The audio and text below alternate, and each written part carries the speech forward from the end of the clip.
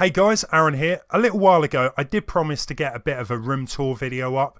I failed to live up to that promise, and this week a couple of people gave me a friendly nudge into getting it done. So here's the video. If you're interested in seeing how I make my live streams, my videos, and what equipment I actually use to make this all happen, then hopefully this video is going to answer those questions. As well as that though, the games in the background there. Now, when you see them on live stream, you can't really figure out what games they are. So I'm going to go a bit more into detail of what games I have in my collection as well. So yeah, enjoy the video. Let's get straight to it. Okay, so this is my office, study, recording studio, whatever you want to call it. I'm going to go through each section of this room actually, just show you a bit more detail. So let's go straight over to the consoles. So as you can see, I've got my Super Nintendo Mini there, which I've used for the tutorial videos, if I ever do some of the ROM hack videos, or if I just fancy a cheeky game of Super Mario World. It's a great little console, and it's so easy to use as well. Just plug it in the HDMI. Well worth getting if you've got one. But I do have an original Super Nintendo somewhere in there. We'll get onto that in a bit. The PlayStation 4, now, I haven't really been using this much lately. There's definitely a few games coming out later this year I want to give a go. But yeah, lately I've been playing a bit of Fortnite. I did a stream a little while ago. Moving on, we've got the Nintendo Switch, which I use for streaming. Mario Kart 8DX, Rocket League, stuff like that really. And yeah, currently playing a lot of Mario Odyssey. Just trying to catch up with those final moons. One day that's going to happen. The Pro Pad as well for it, which I definitely recommend getting. The Joy-Cons are okay, don't get me wrong. But if you're playing the Switch docked, I definitely do recommend getting a Pro Pad.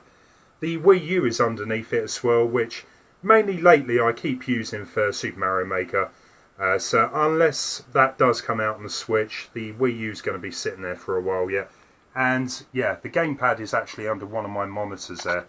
Just to, yeah, pop in the course IDs when I'm streaming. So we're going to move over. So I've got a gaming keyboard over here, Corsair. Wasn't really into the whole mechanical keyboard thing, but when I got this, yeah, I kind of changed my mind. It's a great little keyboard actually. Can get a bit noisy at times, probably needs a bit of a clean as well. But it does the job. I've got a couple of 27-inch 1440p monitors, which are really great. They give me a lot of space when I do my streams, video editing, or if I just want to play a good game as well. Now, when I do my streams, I usually use the right-hand side screen to stream from, or play the game rather, and the left screen is usually what I use to stream. So yeah, that works pretty well for me, and a bit of a fan of Legend of Zelda as well. So, moving on, we have an Elgato Stream Deck. Now, I got this quite recently actually, and I wasn't too sure if I'd get much use out of it. But it's definitely a really handy device. So basically what I can do is control all my streams from this little control deck. So for example, let's just move back to the main screen. Try and keep it in view. So as you can see, I've currently got the Wii U menu up on the screen there. I think the layout probably is going to be quite familiar to a lot of people. But in any case, so all I need to do is swap over, maybe play the intro. And there you go. And at an end of a stream as well, I just go and press that sub button to bring that up. And yeah, to return to the game, I can press this mushroom.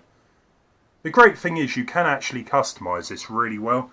You can change the icons, and you can even map PC programs to it. So if I wanted to load, for example, Google Chrome, if I wanted to load Sony Vegas, which I use for editing, or Photoshop, or XSplit, which is my capture software. It's just really handy there. And yeah, I can even go live with my streams by pressing that little ADH Gaming Mario symbol. Which, yeah, it's a really nice bit of kit. So let's move over. So we got the gamepad. You all know what that is. I'm not going to go too much into detail. But yeah, we have the microphone as well, and my headset, which I use for streaming. Now down below I've got my PC. Please do not look at the wires. I need to clean those up. But basically my PC, yeah, I built it a year or two ago. It's a GTX 1080, 16GB of RAM i7 6700K, I believe. Yeah, I'm not going to go too much into details with that. It's a pretty good gaming PC, and yeah, probably overpowered for what I use it for, but yeah. Right, let's move on to the stuff that you probably have seen. Well, some of it anyway. So in the background here of my streams, of my videos, if I ever use Facecam, you probably can't see the top row here. So I've got my Wii up there, and I was a bit of a fan of South Park. I still am, to be honest. I really must get round to playing the latest South Park game. But yeah, there's a few of those critters up there. I've got a couple of amiibos, Yoshi and 8-Bit Link. I've got a hat to get 'em. But if we move down to the next shelf, I've got my Super Mario Maker and Twilight Princess boxes with amiibos in as well. But moving on, I've got all my Wii U games there. Yeah, quite a nice little collection, I'd say. Pretty happy with the ones I did get. A few Wii games. Got my Switch ones kind of hidden at the back there. The cases are a bit smaller. And the PS4. I've got some of the best games I would like to think, like Last of Us, Metal Gear Solid, Uncharted Collection, Batman. There's a few others scattered around the house, I'm sure. But I am a bit of a retro collector. Now, the GameCube was one of the first GameCube games where I could actually afford to buy my own games for. So I ended up, yeah, splashing out quite a bit of money on those. But yeah, some really good games for that system, like, yeah, Super Mario Sunshine, we got Burnout, Wave Race, Star Fox, Donkey Konga, I didn't even realise I had that one. Mario Power Tennis, Double Dash, some of the Sonic games as well, the Mega Collection, Need for Speeds, Tony Hawk, F-Zero. A few of these games I managed to get when the GameCube was dying out, so I could pick up a few of the games relatively cheap, but the majority of them I did buy throughout the GameCube life. And yeah, I am a massive fan of the Resident Evil games. I believe I've got multiple copies for some reason. I think I was given a few games by a friend at one point, so yeah, can't have enough Resident Evil games, to be honest. And the PS2, the PlayStation 2. Again, a great little console with a lot of great games on it. So yeah, a lot of Final Fantasy games there, Devil May Cry's. Big fan of the Silent Hill games as well. I think I've got 2 and 3 for the PS2. And yeah, as you can see there, there's quite a few going on there. Along with the lone Sega Mega Drive or Sega Genesis game, as Americans know that system by. There's a few extra GameCube games there too. And the only Xbox game I think I've got, Conker's, Conker Live and Reloaded. Which I don't own a system capable of playing that. I don't think the Xbox 360 can still play that. Let's move down. So we've got N64 stuff now. So I've got quite a few games for the 64-bit Nintendo console there. I'm sure I've got a few kicking around the house because I remember having a lot more than this. But yeah, some of the best titles for the system there. A lot of the cartridges. Some that I managed to pick up, you know, from other people over the years, and even the original release of Resident Evil for the PC. Yeah, I'm surprised that box is still in one piece. So let's move down to the next level.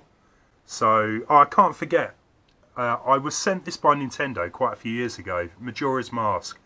Unfortunately it was in Japanese. They sent it for me to review, and yeah, could never get very far. Thankfully they ended up sending me well, an English version, I guess.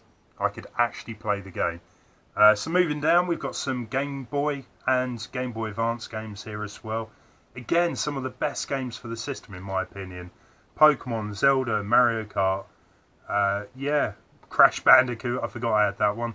Sonic Advance games, Crazy Racers. Bubble Bobble, which is one of my favourite games of all time. Let's move over to the right, which has a load of 3DS games. Kid Icarus, I never really got into that much, but yeah, definitely some of the best titles for the DS and 3DS, I would say. Quite a big fan of the DS Layton games, Professor Layton.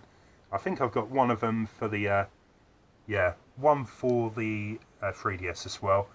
Now, I don't know if you guys have ever seen a Japanese GBA box, but slightly different, just in case you're interested in that.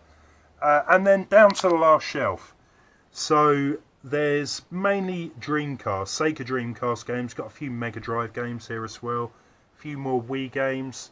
And yeah, nothing that exciting down on the bottom.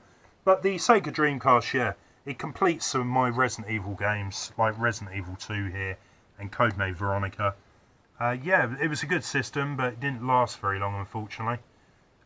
Yeah. And let's just move over to parts of my shelves that you probably do see on the stream. Got the NES Classic box there.